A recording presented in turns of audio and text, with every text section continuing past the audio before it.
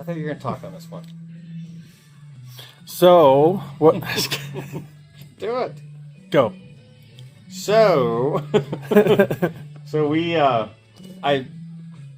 just got back from being gone for a week, and I want to show you guys what we were doing here on these frame pockets.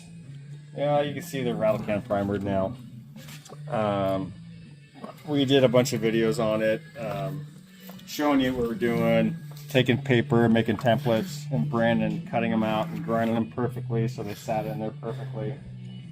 So I don't know if we can go. I mean, it's pretty easy. You have a hole, make a piece of cardboard or template or paper template, and then lay it on your steel and then cut it out and grind it. That's what we were kind of trying to show you guys on this. So Brandon went to download the videos. I had like 5 videos, and the videos, they were just pictures because I didn't have it on video. I had it on picture on my camera. But this is where we're at now. We're getting super close on these pockets. Pockets came out really good, by the way. They fit really good. We'll find out when we drop the body on tomorrow. We do still need to, however, I don't trust this cross member. The new ones come in, they have these pre-threaded bolts. They drill holes, and it doesn't make any sense to me. So we're gonna actually weld these brackets in. I guess we can do it when the body's on the frame. And then when we were talking earlier on one of the videos where this one caught the lift and bent up, it did crack down here, so we actually ground that out and welded it and threw some primer on it. But I think for the most part, we're pretty good shape. And we know the motor clears the firewall. We know the body sits on the frame, and we're gonna go ahead and shoot the frame in that hot rod black, or not the frame. Well, we're gonna touch this up with that too. But we're gonna shoot the bottom of the car because eventually, when Brandon takes his car over, he's gonna want to strip all the undercoating off. But for now, kind of being a semi-rush, we're just gonna shoot it with black underneath there and use existing undercoat on it, and then put the body on. So that's the plan tomorrow: is get this thing mounted and dropped on, new motor mount or frame mounts in it, bolted down tight, and then roll it out of here at the shop and put it in the other bay over there. And so I can open the doors full width and start concentrating on the interior and wiring. So that's our plan. But we set some pretty ambitious goals in the past. We've not met many of them because the frame change was a big one that really set us back. But now we're focused and we're moving forward with this now. So I wish that their videos were really good. They showed you guys how to do the templates and stuff out of paper, and then scribe those on, and even taking a pen, you put the paper on it, and it's hard to get the pen around the edge of the paper, and the paper folds. You take a pen, you go around like this, little strokes on the edge of the paper, and it puts all these little lines, and you can connect the dots with that. But apparently Dad didn't record the video. So anyway, so tonight we're done for tonight. Been a long week, and happy the pockets are done and welded and grinded and primered. And this is actually pretty good primer. I mean, I'm not for auto body paint or anything, but this self-etching primer, it works really good, and it covers good. It adheres really good. I mean, I wouldn't use this on auto body paint if you're painting a car body, but for stuff like we're doing on the frame, it works really good, and it really adheres. So that's what we used on these pockets here. Don't judge my welds. But we're finally feeling like we're making progress on this, rather than I've been so indecisive on what to do. With the frame really killed us and it set us back, but just making that decision to stick with one thing and move forward with it. And the problem is, if you do that, sometimes it gets you in this twister of mess, but we know this is going to work. Doesn't have, the tubular air arms on like the other frame does, but we got our clearance of the pan. We have the power steering, up to 70 Camaro subframe put on this car. Did we spend a lot of time like we did other frame and do as good of a paint job? No, but it's got good paint on it and everything fits. And can we redo things sometime down the road? Yes. Do I want to? No. I'd like to just do it now, but and with time and everything on this car and the lack of time, I guess I should say, this is where we're at with it, and I'm gonna be happy with it. It's gonna be fast as shit and do big burnouts and be a really cool car. And the thing is, we can fix anything that down the road that we need to, but in the meantime, we're not building a show car. Obviously, we're not painting this car, but it's going to be a really neat car and a solid car when we're done with it.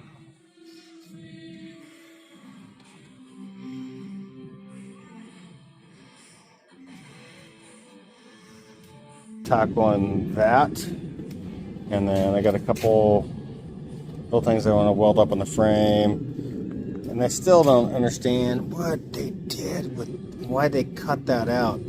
Fortunately, for another frame, I have frame pieces from when we moved the springs inside that. So I have some same metal, same year car, and so I cut out this template, and I used a wrench to kind of grind or just mark this piece. Well, oh, there it is. Mark this piece, and I'm cutting out of the paper so it fits in that hole where they took the VIN number out of the frame. Which here again, I don't care, but I just want it patched. So that's where we're going with this now. And okay, well, I got this marked. I can't find my other pencil, but the white one. So we're gonna use, hopefully I can see this, and we're gonna use a grinder and cut that up. Okay, I got that piece cut out, and it's pretty close. Might be a little long on this side right here, which I might grind that off a little bit more, but yeah, it's long. I'll trim that up. But for the rest of it fits pretty good for welding, and then I'll grind that off and we'll go again.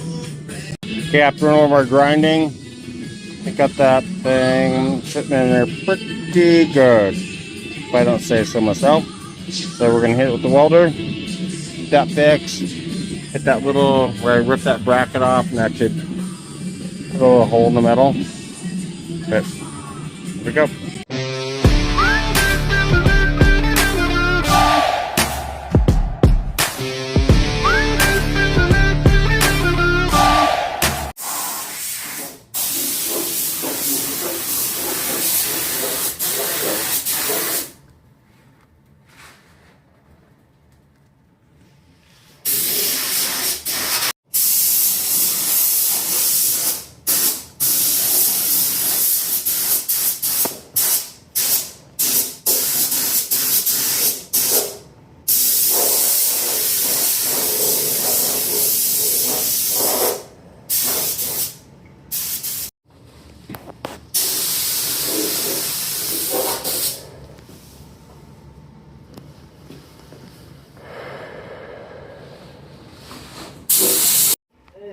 Yeah. You want to get that cardboard out of the house? I'll throw this lacquer in there, it'll fucking burn like a motherfucker. Okay.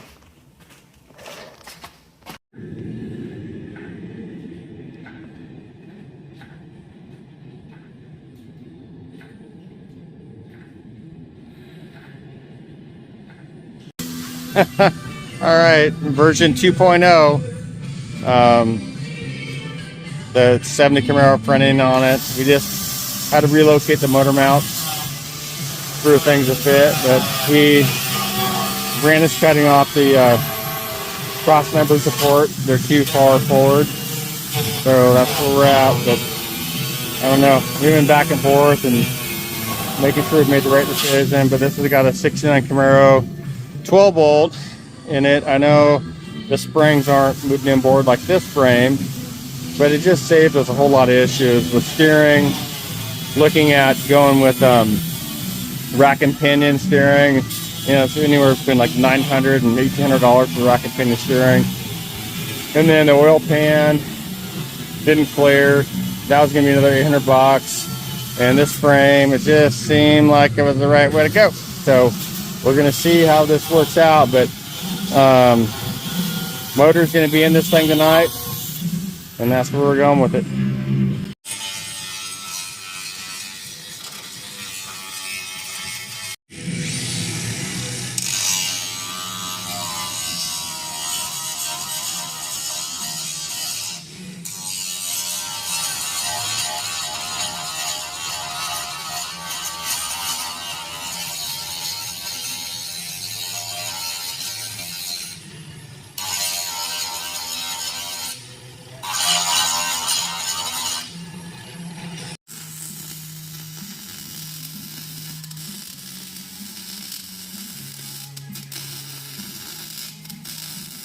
All right, I know you guys are thinking, went to frame version 2.0.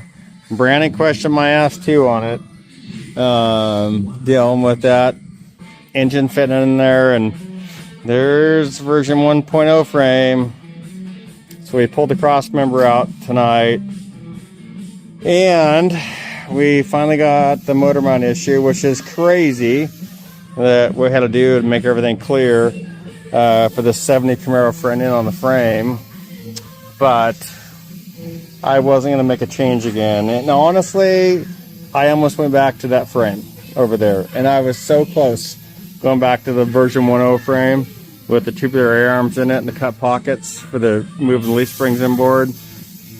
But it's just, I felt bad about leaving that frame, and I got a lot of hack from it from my buddies and stuff. But now we got it we clear the Camaro steering and everything in this, and that and we had to do some, we didn't videotape it, but we had to lift the motor up even more. So what we're gonna do tonight is rearing tires up on this thing, and we're gonna roll it under Old Blue Thunder. And and I don't like it, because what I'm worried about is we're not going to get the clearance on the firewall. So it's like, you know, one step forward, two steps back. But I'm committed to that frame over there, and I'm gonna have to do what it takes to get it in the car. So that's where we're at tonight, 10:50 on a Wednesday night. Well, I said 30 minutes, but it's been like 5 minutes, and I just can't wait. So she's going up on the lift right now, and we're gonna slide it under right now. And we'll, I'm not sure if we're gonna do what videos we're gonna get out of that, but we'll, it's going under right now. Well, not right now, but after Brandon airs the tires up, then it's going out. Okay, so we, I didn't want to chop up the frame, or the body, and the frame's already been modified to a Camaro front end, so we just got those cut out. But I just got pointed out to me that we need to let everybody know, because all my buddies are telling me this is a father and son project. And so that's my son Brandon, and he's been here with me every step of the way. And so yeah, this is a father and son build, and this is important. And we started this video just to kind of record what we're doing with the car, and I know we made some mistakes on it, and the other frame that we started with is over there. But yeah, father and son build, it's important. Couldn't do it without him. So this is where we're at. But on the frame here, yeah, so when they put that the 70 Camaro front end on this car, and they did a really good job of, you know, putting the frames together. A really good job. But this mount here, and I'll show you another frame. This goes up to this piece on the front, and I did a 55 Pro Street. Actually eliminated those, so it's not that important, but I want to keep them on this car, and I didn't want to cut these to notch it to fit the bolts here, because from here over is like 1 inch, but from here over it's like 2 inches. So I just figured I'd notch that out, and then just go ahead and we're going to weld that up and pocket it. And I'll show you the other frame out over here. On this frame, you can kind of see it's bigger and more, I don't know, closer to the frame. And honestly, I measure from here to here is 2 inches, so it fits really close, but it clears. And on this frame, it doesn't. But we're committed to this frame. I already notched this side of the frame out, and we'll pocket that. But I just didn't want to cut anything on this car up, because not because it's a rare 210 hardtop, just I hate cutting things on something like that that doesn't make any sense. So, but we did put the frame under the car. We haven't videotaped a lot. We just want to document it for friends and family. That was the intent of doing this. But we did drop it down close last night, and after we redid the motor mounts again, everything clears. The oil pan, valve covers clear, the firewall, because I didn't want to touch that either. But we're got to pocket these, probably get that done tonight. Pocket those down there, and we'll test fit the frame again, and then roll it back out, and then put the epoxy, the Speedo coat, which again, that's the most amazing paint ever. I mean, it's like dust doesn't even, it sticks to it but it doesn't want to. It's just like the best paint ever, especially for the price. Man, so that's kind of where we're at. But Brandon's gonna help me from cut my fingers off. Mm-hmm. And yeah, that's where we're at tonight.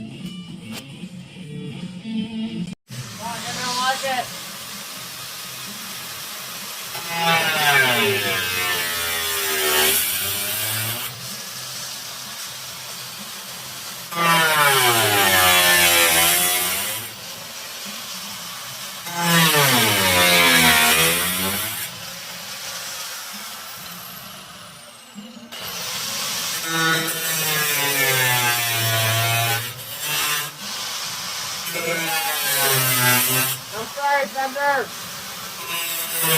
This needs to happen.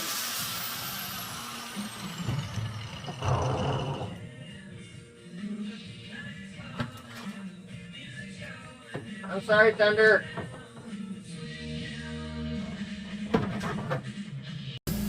Shit. You gotta erase that. You can cut that.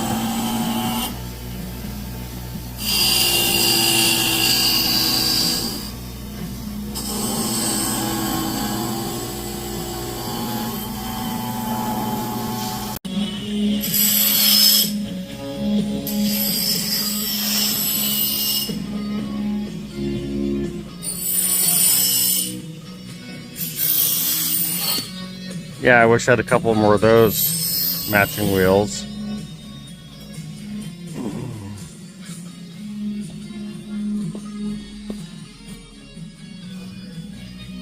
Alright, so what we're planning on doing, maybe, anyways, I don't know if it's going to work, but we're going to try to flip those. It's going to work. If not, we got other steel to flip in there. I'm so excited to get this far. And with the hurdles we had to chase with clearances and everything. And oh, and by the way, my dad's 56, had a major from the firewall back.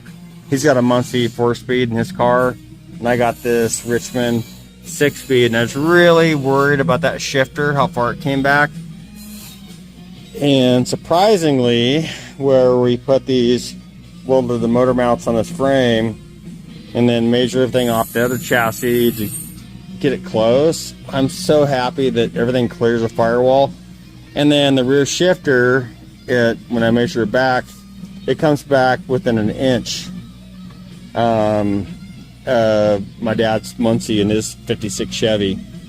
So, I mean, this is we call it Tri-5. Dad, son, and grandson, and on this build. So this is the legitimate Tri-5 build. So pretty excited about it coming together, and I'll tell you the mistakes I made is like I should have probably stayed with that frame and then worked through the issues, and then because we're gonna have more issues with probably the front bumpers, mounts on this stuff. And I probably should have stayed with that frame, but I just got to the point where I had to commit, and I didn't commit to that frame, although we put all that work into it. And I probably should have stayed with that frame because we'd be weeks ahead on this build, but I just couldn't go back. So here's where we're at with it, and this is committed here at this point, and everything seemed to fit. We realigned it, dropped it down, and test fitted it, and then we'll roll it back in again and then roll it back out. This is the best news we've had all 3 months, is it's looking pretty damn good. So Brandon's dropping it down. Hold on, we got to go, I don't know, we're gonna have to cut, I think we're gonna have to cut some more of that pocket right there. The frame's got to go just a quarter there, right there. But we might have to cut a little more of this pocket right here. You ready? Just couldn't keep going down. Yeah, we're cleared. It's clearing it, but it's rubbing, but it's clearing it. Oh, it looks like the sticker might hit now. Oh. But hey, we're really close. Okay, so we're close. Oh yeah. All right. So this one fits, actually this pocket cutout fits better than the other side. We might need to cut some more here on this side. We might need to thing is with that, I go forward. we might pull the tranny out and then go with a hydraulic clutch, because this here is for the clutch rod. We're tight on that, so we might. That's gonna be an easy cleanup. We can do that. But you said the shifter's close? Yeah. What part? The front. Oh yeah. Well here. Alright. Just grind the front of it out. Okay, fun fact. No facts. No, that ain't right. Fun fact, if you catch one of these on the lift, and so we got to re-weld this, because my son thought it'd be fun to catch this on the arm of the lift, so we're going back down again.